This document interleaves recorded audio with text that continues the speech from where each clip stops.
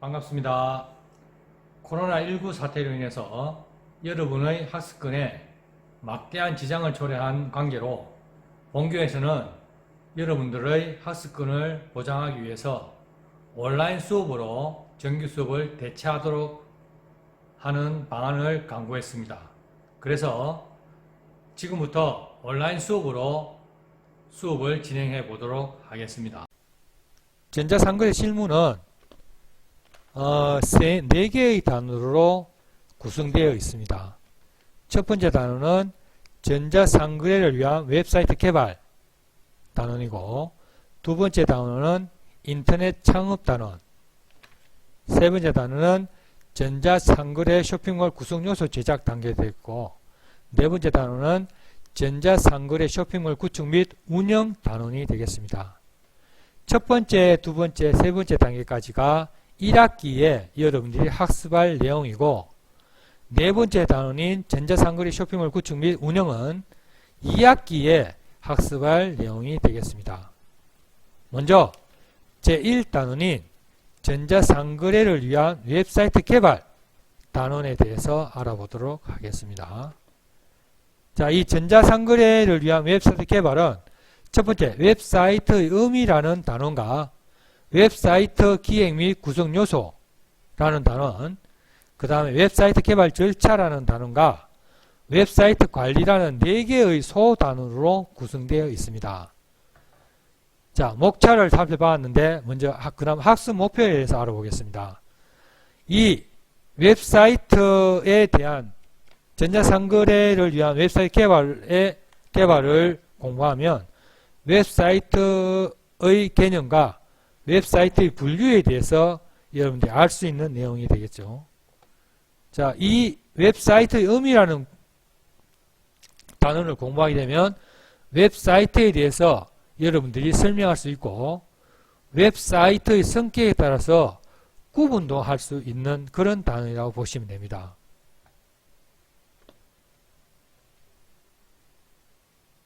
자, 웹사이트라는 개념은 그럼 무엇이냐? 자, 웹사이트라는 개념은 영어로 웹이라고 하는 영어 단어와 사이트라고 하는 영어 단어가 결합이 되어서 웹사이트라고 웹사이트 용어가 되었습니다. 웹이라는 것은 벌집 모양의 촘촘한 형태를 우리가 웹이라고 그럽니다. 그 벌집 모양의 촘촘한 형태라는 것은 인터넷 선을, 일종의 선을 생각하시면 되겠죠. 인터넷 선이 전 세계의 통신망을 연결하는 인터넷 선이 아주 촘촘하게 연결되어 있기 때문에 인터넷을 우리가 다른 말로 웹이라고도 합니다.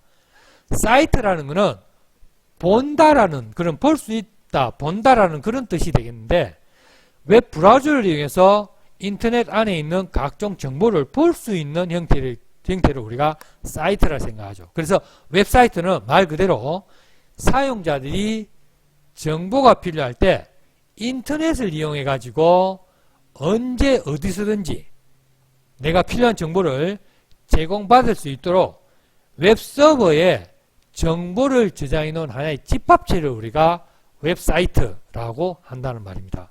그리고 이 웹사이트는 1995년 팀 버너스-리가 CRN이라는 연구소에서 만든 것으로서 info.crn.ch라는 사이트가 최초의 웹사이트로 되었다라고 생각하시면 되겠습니다.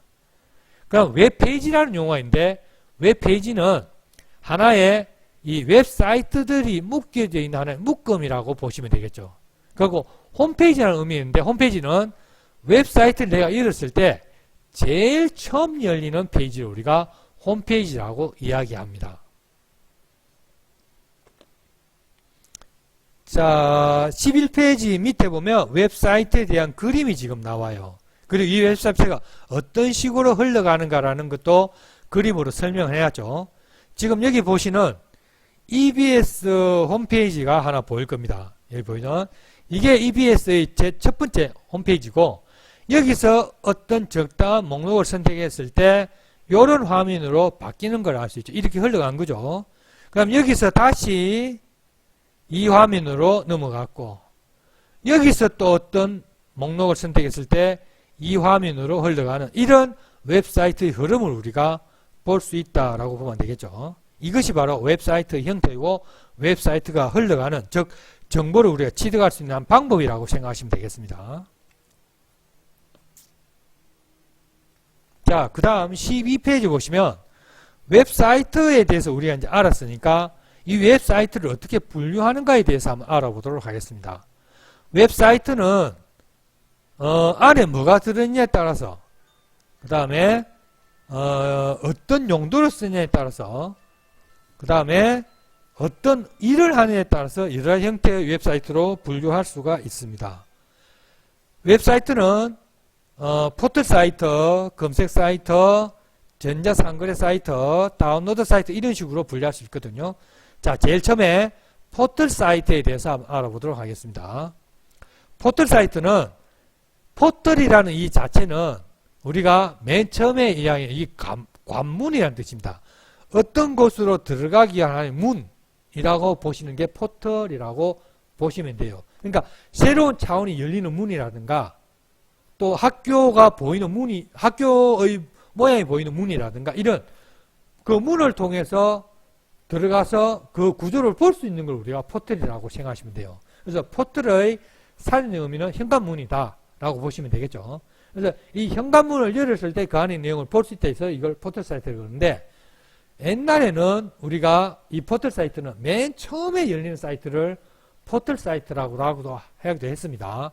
이 포털 사이트는 사용자들이 필요로 한 정보나 정보에 대한 메타데이터를 종합적으로 제공하는 걸 포털 사이트를 그러는데, 요즘은 이 포털 사이트 의미가 조금 바뀌었어요. 뭐냐면 모든 서비스를 제공하는 사이트를 포털 사이트다라고 이야기합니다.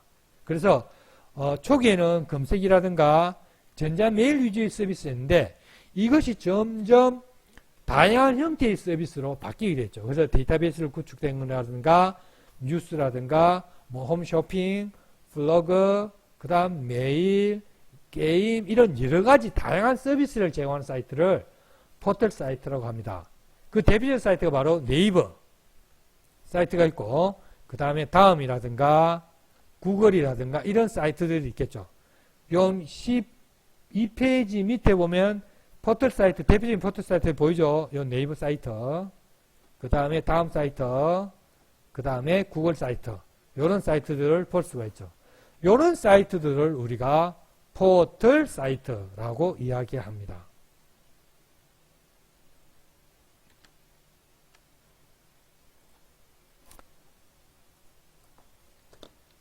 자, 그 다음은 검색 사이트에 대해서 알아보도록 하겠습니다. 검색 사이트는 말 그대로 내가 필요한 정보를 찾아서 나에게 도움을 주는 사이트가 검색 사이트다라고 보면 되겠죠. 그래서 어떤 웹 클롤러 프로그램이 수집한 많은 인터넷상의 웹 문서 중에서 내가 사용하는 사람이 검색한 정보만 추출해서 보여주는 사이트를 우리가 검색 사이트라고 부릅니다. 그래서 여러분들 혹시 뭐 인터넷을 통해 가지고 내가 이런 다음 사이트를 열었다, 여기에다 내가 검색 글자를 넣죠, 단어를. 그래서 예를 들어서 온라인 수업이다, 이런 식으로 검색을 넣고, 그 다음 여기에다가 검색 버튼을 누르면 온라인 수업에 대한 정보를 쭉 이렇게 데이터베이스 안에 있는 내용들을 보여줍니다.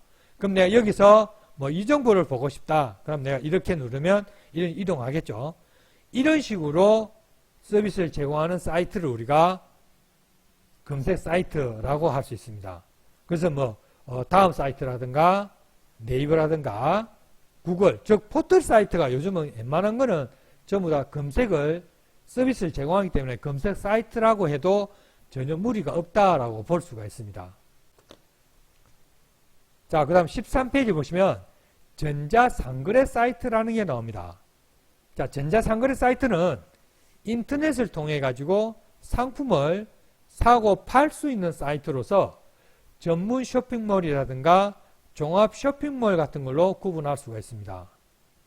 자, 종합 쇼핑몰이라는 것은 웬만한 거기 모든 물건들을 다 취급하고 사고 팔고 할 수 있는 그런 사이트를 종합 쇼핑몰 사이트라고 볼 수 있죠. 가장 대표적인 옥션, 지마켓, 뭐 11번가, 뭐 GS숍 이런 것들은 모든 물건들, 그러니까 뭐 옷이라든가 신발, 가전제품, 전자제품, 그 다음에 뭐 여러 가지 운동용품, 그 다음에 뭐 가정용품, 책, 모든 것들을 거의 다 취급합니다. 이런 사이트를 우리가 종합상품몰이라고 하고, 그 다음에 전문 쇼핑몰, 상담몰이라고 있습니다. 즉, 전문 상담몰이라는 것은 전문적인 물건, 그러니까 어떤 농산물, 그 다음에 책, 그 다음에 운동화, 그 다음에 뭐 상의 옷, 그 다음에 청바지, 티셔츠, 이런 전문적인 상품들만 사고 팔 수 있는 그런 쇼핑몰을 우리가 전문 상품몰이라고 그러죠. 그래서 농협 인터넷 쇼핑몰이라든가 건담몰이라든가 교보문고 이런 사이트들이 일종의 전문 상품몰이라고 볼 수 있죠. 그래서 이 밑에는 종합 쇼핑몰인 옥존, 여러분 많이 이용하고 있죠. 그 다음에 G마켓, 이 두 개의 사이트를 그림으로 지금 보여주고 있습니다. 참고로 한번 보시기 바랍니다. 자, 다음은 다운로드 사이트입니다. 다운로드 사이트는 말 그대로 내가 필요한 어떤 소프트웨어라든가 바탕화면, 그림, 그 다음에 영상, 이런 자료들만 전문적으로 다운받을 수 있는 사이트인데, 옛날에는 이런 다운로드 사이트가 있었어요. 그래서 심파이나 보물닷컴처럼 뭐 프로그램이라든가 바탕화면 이런 걸 다운받을 수 있는데, 요즘은 특별히 다운로드 사이트라고 이름 붙이기보다는 웬만한 사이트에서는 다운로드 서비스를 해줍니다. 그래서 뭐 굳이 다운로드 사이트라고 이야기하기는 참 좀 어려운 그런 면이 있죠. 자, 13페이지 제일 하단에 보면 심파일 다운로드 사이트입니다. 가장 대표적인. 그다음 보물섬 다운로드 사이트인데, 현재는 이 사이트들은 서비스를 제공하고 있지 않습니다. 이게 이제 유명무실해져가지고 거의 사용을 하지 않거든요. 참고로 알아두시면 되겠습니다. 자, 그 다음에 이제 정보 사이트입니다. 이제 정보 사이트는 말 그대로 어떤 내가 필요한 어떤 주제에 관해서 상세한 정보를 알려주는 사이트로서 취업 정보 사이트, 그 다음에 창업 정보 사이트, 여행 정보 사이트, 이런 것 사이트들을 우리가 정보 사이트라고 이야기할 수 있겠죠. 그래서 취업에 필요한 정보, 내가 창업을 하는데 창업에 필요한 어떤 정보라든가, 그 다음에 여행을 하는데 여행에 필요한 정보, 그 다음에 숙박에 대한 필요한 거, 이런 것들을 알려주는 그런 사이트를 우리가 정보 사이트로 볼 수 있는데, 대표적인 취업 정보 사이트는 여러분들 이건 잘 알아두셔야 됩니다. 2학기 돼가지고 여러분들 졸업하기 전에 뭐 취업을 한다든가 이럴 때는 이 취업 정보 사이트에 들어가서 여러분 필요한 여러 가지 정보를 보고, 그 취업 정보에 필요한 내용들을 보고서 취업을 할 준비를 해야 되거든요. 그래서 인크루드 사이트 잘 보십시오. 그 다음에 잡코리아라는 이런 사이트들이 전문적인 정보 사이트라고 볼 수가 있죠.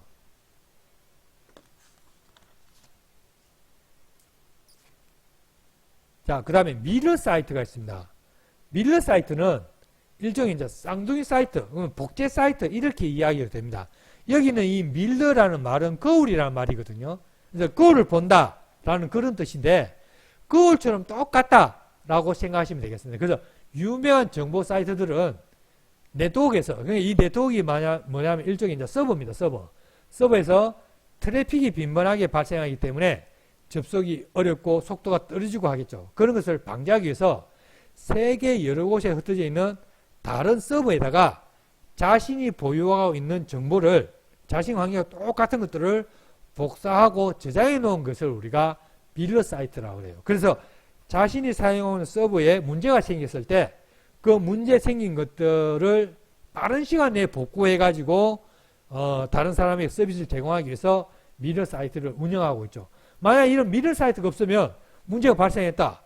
해결하기 전까지는 내가 이 사이트를 오픈할 수가 없는 거예요. 그래 되면 내가 어떤 그 필요한 일이 있다, 또는 필요한 정보가 있어서 그 사이트에 접속했는데 내가 필요한 내용을 볼 수가 없는 거예요. 그러면은 이 사이트는 접속하지 않겠죠. 즉 신뢰도가 떨어지게 되겠죠. 그럼 다음에 내가 이 사이트를 방문하지 않을 확률이 굉장히 높습니다. 즉 신뢰성이 떨어지기 때문에 웹사이트로서의 그 하나의 그 역할을 못하게 되는 거죠.